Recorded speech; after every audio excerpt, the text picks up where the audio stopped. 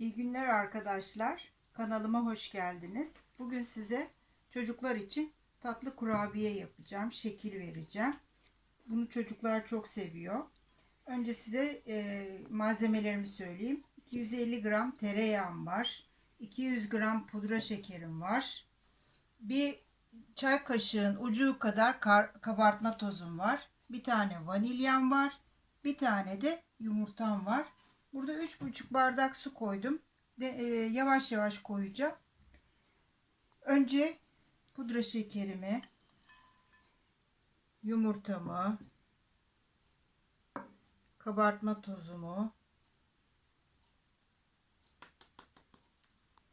vanilyamı koyup önce şöyle bir karıştıracağım.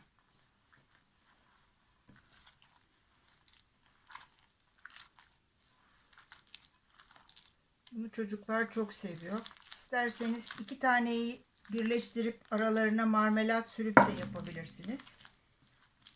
Biraz öyle, biraz öyle yaparım. Sonra yavaş yavaş unumuzu koyalım.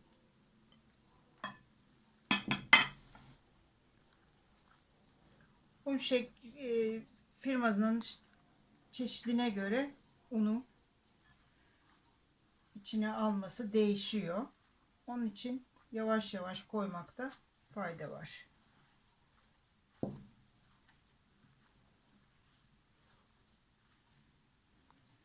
Kapalı bir kaba koyarsanız da günlerce bayatlamıyor.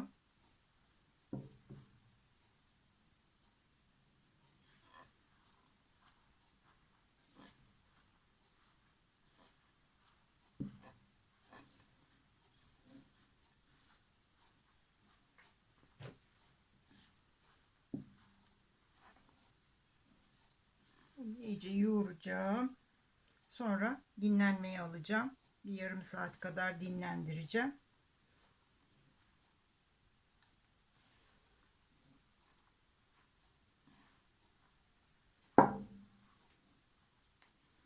Okullar tatil. Şimdi çocuklara iyi gider bu. Sütle beraber.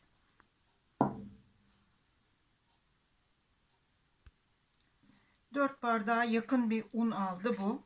Böyle artık toparlandı. Kıvamını aldı. Bakın yumuşacık. Sizin de hamurunuz böyle olacak yani. Evet, şimdi bunu dinlendireceğim bir yarım saat kadar. Sonra açma şeklini göstereceğim size. Hamurum dinlendi. Parçaya kopardım. Tezgahımı şöyle birazcık unladım. Üstüne kağıt koyacağız. Kağıtla ince olana kadar şöyle açacağız. İnce poşeti kestim ben, temiz poşeti. Poşeti böyle açacağız. Sonra kalıplarla keseceğiz. Çocuklara yaptığım için kelebek, şöyle kuşlar var.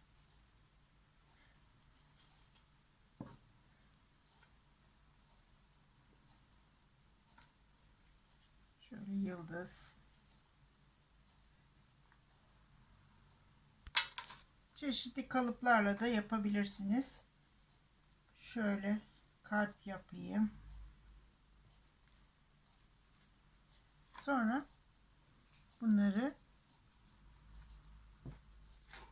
alıp